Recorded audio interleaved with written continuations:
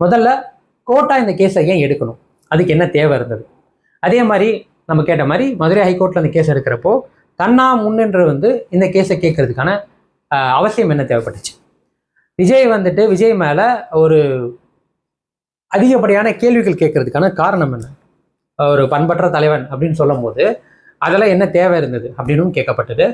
அதே மாதிரி அரசாங்கத்துக்கிட்ட பலதரப்பட்ட கேள்விகள் இங்கே கேட்க மறுக்கப்பட்ட அந்த டிவிகேக்கு வாய்ப்பு அளிக்கப்படாமல் இருந்த அந்த சமயத்தில் கேட்க வேண்டிய கேள்விகள் எல்லாத்தையுமே நிறுத்தி உச்சநீதிமன்றம் தெளிவாக கேட்டுச்சு. அப்போ இதுக்கு எல்லாத்துக்கும் பதில் என்ன சொன்னாங்க அப்படின்னா, ஐயா விஜய் இன்னும் கரூரில் போய் அந்த பாதிப்பட்ட மக்களை சந்திக்கவே இல்லைங்கய்யா அப்படின்றது தான் இவங்களோட வாதமாக இருந்தது. அதுக்கு நீதிபதி என்ன சொன்னார்னா, அது இப்போ போனாரா இல்லையான்றதுலாம் அதுக்கும் சம்மந்தமே இல்லை, அது அவசியமே கிடையாது. இந்த 41 பேர் இருந்த மரணத்தை நீங்கள் கிரிமினல் வழக்காக எப்படி மாற்றுறீங்க, அதுக்கு என்ன அவசியம் இருந்தது அப்படின்றதையும் கேட்டாங்க.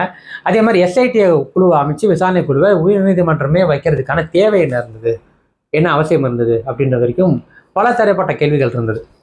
இது ஒரு பக்கம் வச்சா, நம்ம ஆம்ஸ்ட்ராங் கொலை வழக்கை சிபிஐ விசாரிக்கக்கூடாதுன்னு ஒரு கேஸ் போட்டிருந்தாங்க நம்ம தமிழக அரசு. அதையும் அவங்க தான் விசாரிப்பாங்கன்னு இன்னொரு போட்டு அமைச்சிட்டாங்க. கிட்னி திருட்டு வழக்கை விசாரிக்கவே கூடாதுன்னு ஒரு வழக்கு, அதையும் தள்ளுபடி பண்ணிட்டாங்க. பல தரப்பட்ட வழக்குகளுக்கு நேற்று ஒரே நேரத்தில் முற்றுப்புள்ளி வச்சு தமிழக அரசுக்கும் நீதிமன்றத்துக்கும் கேள்வி எழுப்பியிருக்கு நம்ம உச்சநீதிமன்றம்.